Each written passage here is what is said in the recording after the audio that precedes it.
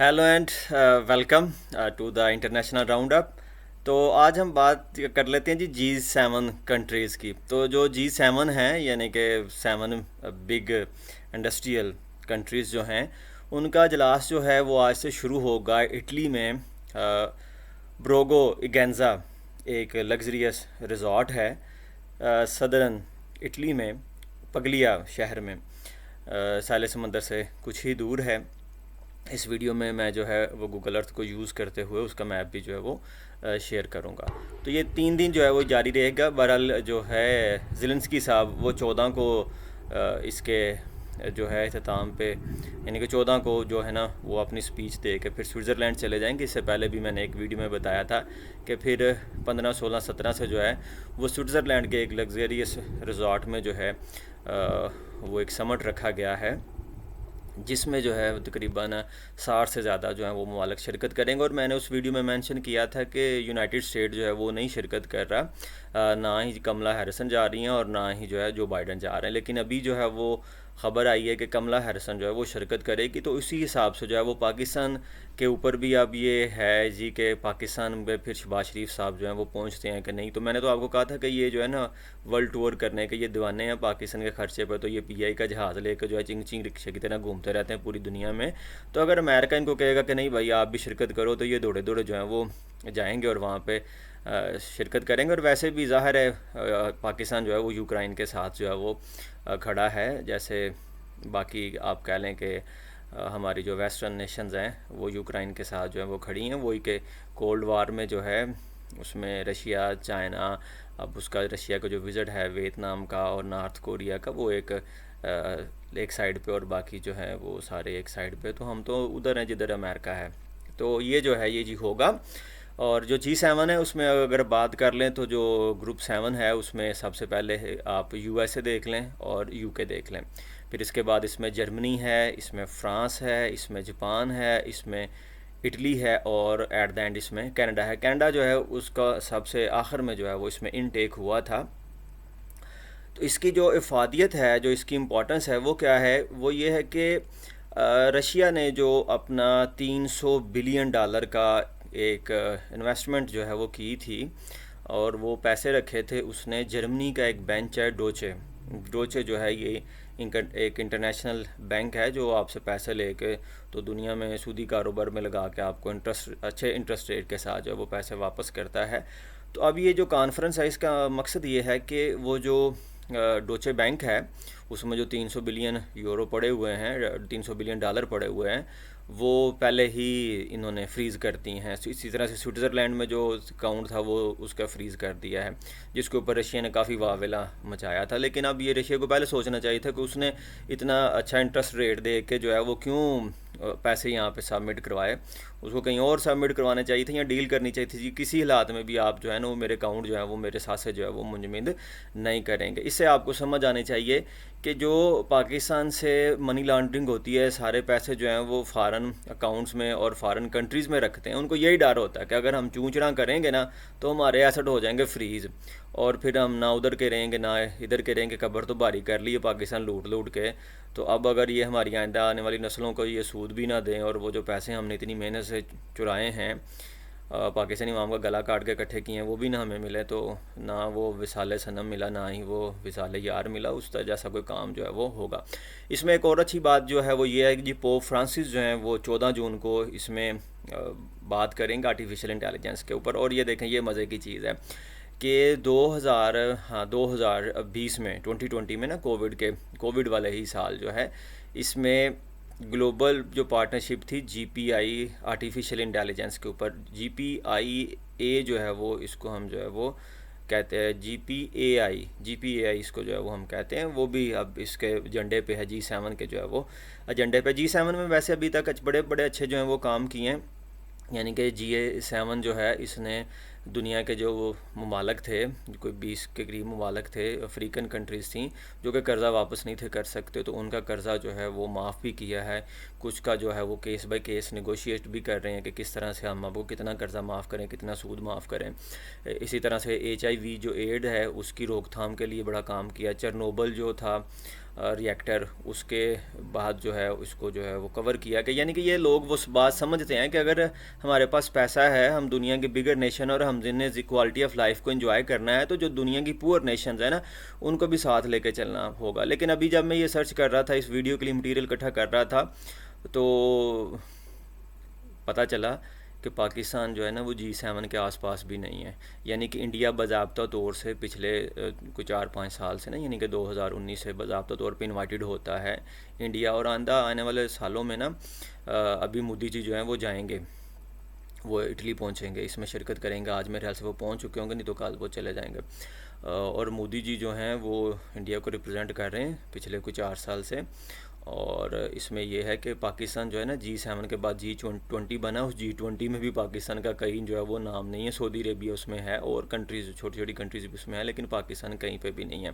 तो G7 जो है उसमें आने का मकसद ये था जी कि इनके कुछ क्राइटेरिया है कि दुनिया में उस मुल्क में डेमोक्रेसी होनी चाहिए, रूल ऑफ लॉ होना चाहिए, फार्म 47 वाला ना काम नहीं होना चाहिए, फार्म 45 वाला काम होना चाहिए। और उसके बाद जो है उसके उनके पास इंडस्ट्री जो है वो होनी चाहिए।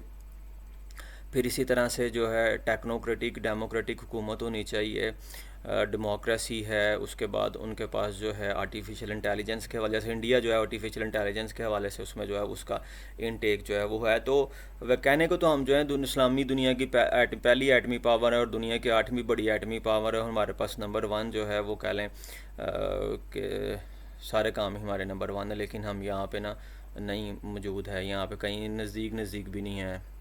अच्छा जी, जो G7 है उसका मैंने आपको बता दिया कि 300 बिलियन जो हैं, अच्छा 300 बिलियन यूरो हैं, 325 बिलियन ये डॉलर हैं रशिया के जो सेंट्रल बैंक के एसेट्स हैं।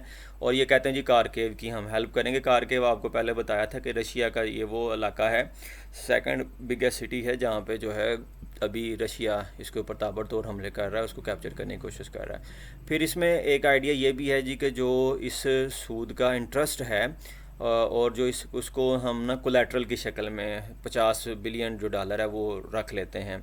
वही बड़े सियाने हैं, पैसा इन्होंने रखा है तो अब ये कब्ज़ा करना चाहते हैं। अब ये जो कोलेट्रल है, यानी कि जब आप किसी से कोई कर्ज़ा वगैरह लेते हैं तो आप उसको बदले में कोई चीज़ जो है वो गिरवी रखते हैं, तो ये वो जो गिरवी की मद है उसमें 50 बिलियन डॉलर जो है वो हड़प करना चाहते हैं। और ज़ाहिर है उसमें कुछ हड़प करेंगे और कुछ जो है वो मियाँ मियाँ करेंगे, कहें जी कि यूक्रेन को जो है वो हमने हेल्प करनी है, उसके माइग्रेंट जो है उनकी हेल्प करनी है।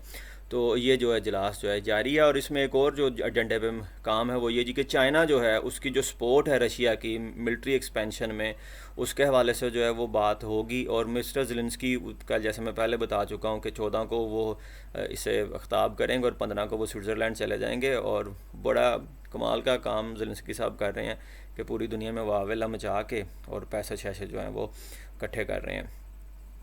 G7 का जो इजलास है जी, इसमें जर्मनी के ओलाफ शोल्ज़, कैंडन जस्टिन ट्रूडो जो हैं वो भी ज़ाहिर है डेफिनेटली जो है वो शिरकत करेंगे। और इसमें जो तीसरा पॉइंट होगा वो हमास इसराइल जो वार है, मिडल ईस्ट की जो सूरत हाल है उसके ऊपर भी जो है वो बात करेंगे। वही जो पीस एक कार्ड था जी, उसको इसराइल ने भी रिजेक्ट कर दिया, अभी नहीं माना। वो इसराइल कह रहा जी कि हमास मुकम्मल ख़त्म होगा तो फिर ही बात बनेगी। और जो हमास है उसका कहना है कि नहीं, परमानेंट जंग बंदी होगी, सीज़ फायर होगा तो फिर ही हमारे पास जो इनके होस्टेस हैं उनको हम जो है वो रिलीज़ करेंगे। अच्छा जी, G7 की हिस्ट्री के बारे में बात कर लेते हैं। 1973 में दुनिया में ऑयल क्राइसिस आया था जी। उस सिलसिले में जो यूनाइटेड स्टेट के सेक्रेटरी थे ख़जाना, वज़ीर ख़जाना, सेक्रेटरी ख़जाना थे, उनका नाम था शोल्स। ये जो शोल्स साहब थे ना, उन्होंने, निक्सन प्रेसिडेंट था, उसकी हिदायत पे जो है ना, या कह लें कि अपने ही उसका दिमाग का कीड़ा था जॉर्ज शोल्स, उसने जो है वो इकट्ठा किया दुनिया के 4 ममालिक और 3 ममालिक को दावत दी, उसमें फ़्रांस, उसमें जर्मनी और उसमें यूके, कि आए बैठते हैं वाइट हाउस में ना, लाइब्रेरी में बैठते हैं और बैठ के जो है ऑयल क्राइसिस पे बात करते हैं। तो इसको लाइब्रेरी ग्रुप जो है वो कहा गया, ग्रुप ऑफ 4 जो है वो इसको फिर कहा गया। फिर इसी साल जो है वो IMF की मीटिंग थी, और बल्कि वर्ल्ड बैंक की जो है ना, वर्ल्ड बैंक की और IMF की यहाँ मीटिंग थी 1973 में मिड में। तो उसमें शोल्स साहब ने फिर कहा जी कि इसमें जापानियों को भी ऐड करना चाहिए। जापान भी जो है वो एक बड़ी अच्छी इंडस्ट्रियल जो है वो कंट्री है, सॉवरन कंट्री है। तो ग्रुप 5 में जो एंट्री हुई जापान की वो 5वें नंबर पे। फिर 1974 में जितने भी ये करता दरता थे ना, ये सारे के सारे मुख्तलिफ स्कैंडल में जो हैं ये निकल गए। और फिर नेक्स्ट ईयर जो है इसमें एंट्री की गई इटली की। छठे नंबर पे जो है फिर इसमें जो है वो इटली ऐड हुआ।